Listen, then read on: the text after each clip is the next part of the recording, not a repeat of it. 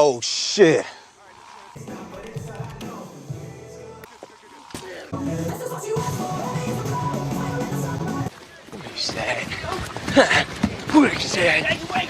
Hello everyone, you're very welcome back to the channel. I'm coming on today to address some of the comments I got in my most recent YouTube video. YouTube is hilarious. Negative comments were more so on the YouTube short I threw up of the 5-plate dip, whereas the comments on the most recent long form video I did were extremely positive. For the people who actually sat through the video, listened, there's probably something to that, whereas people are just watching the short without context and then saying shit like I'll go through the comments, but my favorite one was, "You absolute goon lad. Snap City shoulders are about to be torn off the bone." I've jumped from a high-rise building using only a raincoat as a parachute and broke both legs upon landing, and I still had to pretend I was in a fucking Cirque du Soleil show. I've swallowed enough microchips and shit them back out again to make a computer. This arm has been ripped off completely and reattached with this fucking arm. Okay, so here we go. Full range, and it was a very good dip, but 100 kg is definitely starting to get close to ego lifting. Just because you can do something doesn't mean you should. Be careful, dude. You're in amazing shape. Thank you. Don't get hurt for views. Thinks I'm in amazing shape. That's all I took from that comment. Awesome, but a good way to bust your shit up. I agree, but we'll get to all this. 6 reps with lighter weight would have been a better choice for growth. There's replies to this. Some dude said, "No shit, that's obvious. Obviously not the purpose of a 1RM. Absolute genius whoever on our hands here." Yeah, look, you're right. 6 reps with a lighter weight would have been better for muscle growth, but like the guys said in the comments, that's obviously not why I'm doing that. I could also argue that my mindset towards training and how I am willing to push very hard is better for muscle growth. But that's a different conversation. That's like tapping into the psychological component of training. You're massive. Thank you. You're my best friend now. Bro, you went way too deep, way too fast with that weight. You're going to destroy your shoulders. We bring in the studio this morning one of the gay rights activists, Mr. Should I call you Mr.? He got a reply right. He didn't even stabilize his shoulders before going into the dip. He just went right into the dip. I don't even know what the that means. I don't feel any negativity towards these dudes commenting on this video.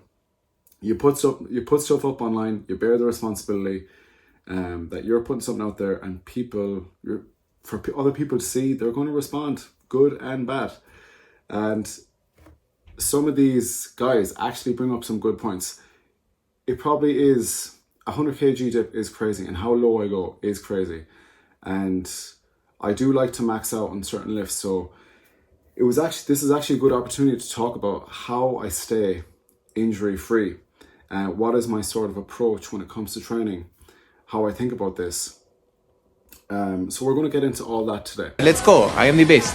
So people in the comment section, both negative and positive, thank you so much for commenting and sharing your opinion.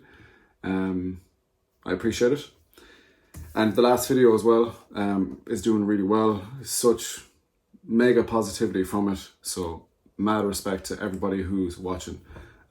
It's much appreciated. So with my training, how the hell am I staying injury free? So I touched on this the last video. This is probably the most important point to bring up. I am no spring chicken. I'm 28. I started lifting when I was 14 years old. Granted, I haven't been training seriously or knew what I was doing for a very long time, but I've been training for a long time. I've been in this gig for a long time now. But not just my experience, take into consideration how long I've been doing these movements. So people in the comments, you don't know how long I've been performing dips for. I've been doing dips for years, and I gave them up last year because I really wanted to push on and progress my bench press. I wanted to go for that 170 kilo bench press, which for those who don't know, I ended up getting that, increasing my max from 150 to 170 last year. And after that was up, I was a bit tired of benching twice a week. So now I bench once a week, and I added weighted dips back in because I love weighted dips. So I started doing dips again last October, but prior to that, in 2023, I worked up to 80 kilograms for the first time for 4 reps, I believe I got. And it was my mission my mission this time around, I set the goal back in October of last year that I said I want to push for the 100 kilo dip. It's a number I've had my sights on for years, but I didn't say in 2023, all right, I'm going to go for the 100 kilo dip. It's something I fantasized about, but I knew I wasn't there yet. So now the last rotation of dips 2023, 80 kilograms. I knew this time around with the strength I had gained from 2024 and the rampage I went on, and sort of like the new mentality I unlocked of savage training, pure savagery. I knew I had it in me to get 100 kilos this year at some point, and plus I was dieting. So remember as well, last year I did my bulk, I worked up to 98 or 99 kilograms. I got that dip, that 100 kilo dip at just over 87 kilograms. So I knew the increase in strength, the body weight coming down. I know my limits. I knew that was within my grasp. As outlandish as it is, I was very close to it. So I'm not some young son of a gun who is very eager to just like strap on a shitload of weight off the cuff without any rhyme or reason. There's method to my madness. So that's my experience. I've been doing these movements. The movements I do, I've been doing them for a long time. Some people might find that boring, but people who are advanced know the boring stuff is what ultimately leads to incredible results. So the next thing we touch on is my warm-up. With every session I do, warm-up sets are key. But I will say, when it comes to my push session, this is the only session where I will actually do some light band work beforehand, because I want to just move my shoulders through like their planes of motion, full range of motion, every way they can move, I want to move them, and I want to get blood flow to that area. That's just like an added measure that gives me a little bit of peace of mind.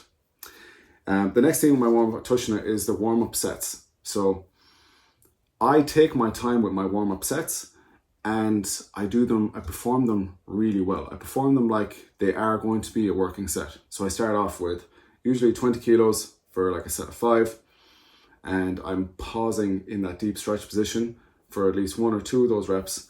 I'll work up, I'll add another plate, so it'll be 40 kilograms for 3 reps, it'll be 60 kilograms for 2 reps, it'll be 80 kilograms for 1 or 2 reps, and then it will be, I did 90 kilograms for 1 rep. And throughout your warm-up sets, warm-up sets are a good way of gauging where you're at that day, like whether you feel good or not.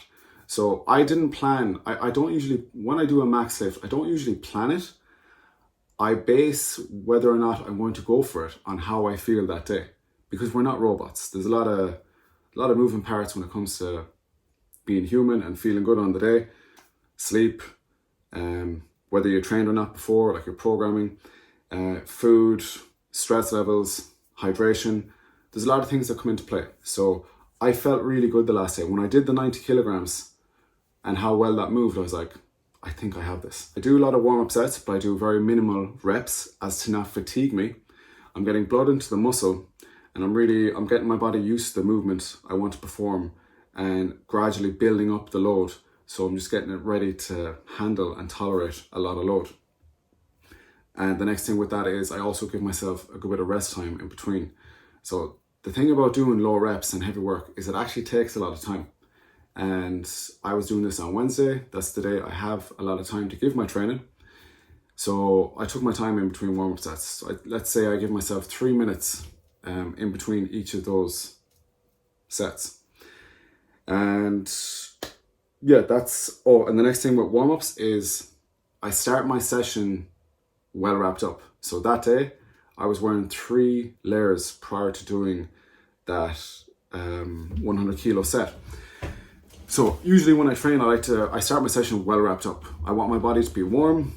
Again, it's like another thing that I just feel it keeps me safe. Like even with my Zercher squats, for example, I always wear pants, and under my pants, I'm wearing underpants, but under my pants and over my underpants, I'm wearing leggings or long johns, so like Under Armour thermal leggings. I just like the feeling of being warm, and I feel like it protects my joints that little bit more. So that's the warm-up. The next thing to consider is my programming. So I train 5 times a week. Twice a week, my push muscles are getting hit. So Wednesday is the first day, that's the push session, that's the day I do the dips. Saturday is the next day, and that's where my bench press is. So I'm giving my body enough time in between sessions to recover. If I tried to do this, like if I did my dips Wednesday and then went into another push session Friday, that's not enough time for me. But usually the 2 days in between is enough time for my body to recover. Especially with the loads I like to lift. I like to lift heavy and I like to push very close to failure. Recovery time is very important. If I didn't feel good, I wouldn't be trying to go for these loads. I know my limits. Next thing to consider in my programming is, although that was a huge lift, massive PB, that was not my first exercise of the session. So at the start of the session, I did my band work. Then I went into my first exercise, which is actually the dumbbell shoulder press, which went really well. I'm not trying to slack on that movement either. I'm pushing that movement as hard as I can. That day I did 2 sets of shoulder press, a top and a back offset, and actually managed to progress that lift as well. It was just a great session all around. And that is something I like to do. You might even argue that that might impact my performance on the dips because it's not first. Because whatever is first, that's the exercise you're freshest for. But I want to prioritize building my shoulders more. And I also like doing dips second. I don't like having them first because, again, I like the fact that I've taken my shoulders to a full range of motion. And again, there's already blood there. It's just another added measure for me that makes me feel safe. And then I'm going into my warm-up sets for dips. Regarding my programming as well, I tackle my shoulder from multiple different angles. So I do a lot of exercises where I'm just hitting my shoulders in a lot of different ways, and I'm getting it used to different positions, getting it strong in those positions. And when you do that, I don't want to say bulletproofing, but you kind of are. You're making the muscle and the muscles around the joint very strong. So like I'm doing behind the neck work with a bar, I'm doing my shoulder press, I'm doing lateral raises, I'm doing different cable lateral raise from different angle, I'm doing my lying down Powell raise. I'm hitting my shoulder in nearly every way it can get hit. The only thing you could argue there that's missing there is maybe a bit of rotation work with the shoulder. But what I'm doing seems to be working. My shoulders feel fantastic, they're growing, they're healthy, and yeah, it just seems to be working for me so far. So it's a case of I'm not going to try and fix what isn't broken. One of the concerns there as well, and I brought up, is going too deep. So with regards to my training as a whole, for the last, 5, 6, 7 years, everything I do, I try and do with an extreme range of motion. Not extreme, but a full range of motion.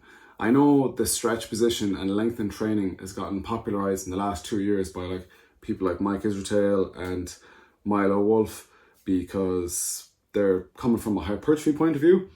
It always made sense to me that if you take a muscle through a full range of motion, that it's probably going to be a good idea. But what I noticed years ago is because I used to have shoulder pain and dips used to feel very uncomfortable for me. I wasn't really able to do them because of the way I was training. I wasn't performing every movement with a full range of motion. Like let's say I was doing a chest press, I would stop there. If I was doing a shoulder press, I would stop there. I found my joints were actually very achy. And then when I tapered back the load and started training with a full range of motion, like if I'm doing my shoulder press, I'm going right down here. My chest press, I'm going right down here. If I'm doing a row, I'm stretching out the scapula, lat pull down, I'm on my lats to stretch up. You get the picture. I found from training with a full range of motion with every one of my exercises, my joints and my body as a whole just felt so much more healthier. They were stronger, flexible, and more mobile. So someone is giving me shit for going too deep. No one's ever cared like that before. It's because I go deep all the time that my body is just very used to it. Regarding that comment, going too deep, for the longest time, again, you have no context, but you're getting it now. For the longest time when I was doing dips, I would start from the bottom position. So I would get up on the bars and then a little jump, but I'd start from here and then push up. That's very unusual. I don't think I've ever seen anyone do that because most people start from the top and lower themselves down. it's going to be a little bit easier if you start from the top and lower yourself down, but I got used to doing it this way. So my body was just, I was exposed to steep stretch from the very start, and I did repetition after repetition here and progressed doing it this way for years. So my pecs and my shoulders were just conditioned this way to perform the exercise like this. Why I changed that is because I knew I wasn't going to get a 100 kilo dip by starting at the bottom.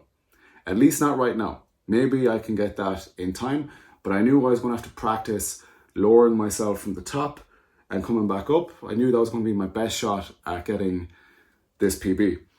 And it actually took me a while to get used to that. So my dips took a hit short term, trying to learn how to like tighten myself up and go down and come back up.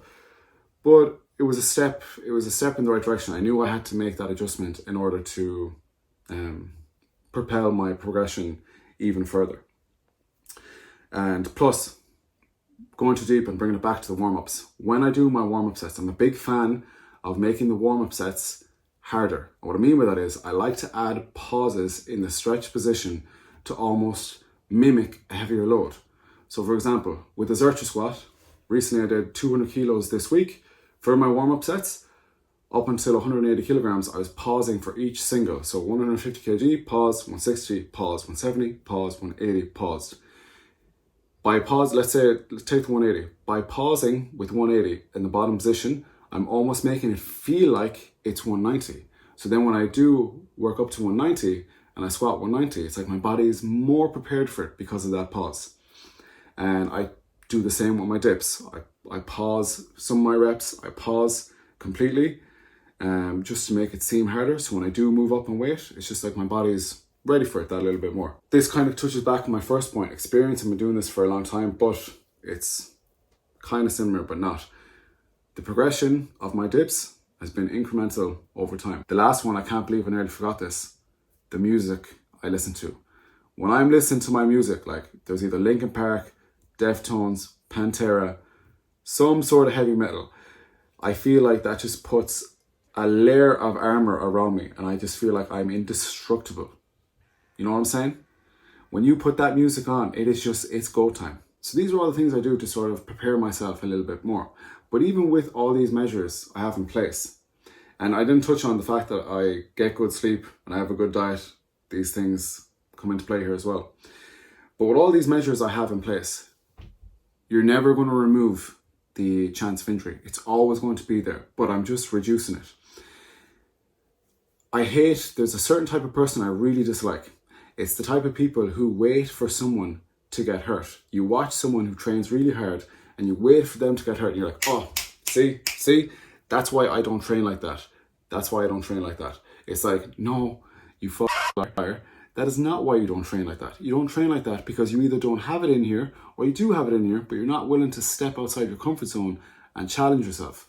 And then you wait for the downfall of someone else. You're like, see, that's why I don't do that.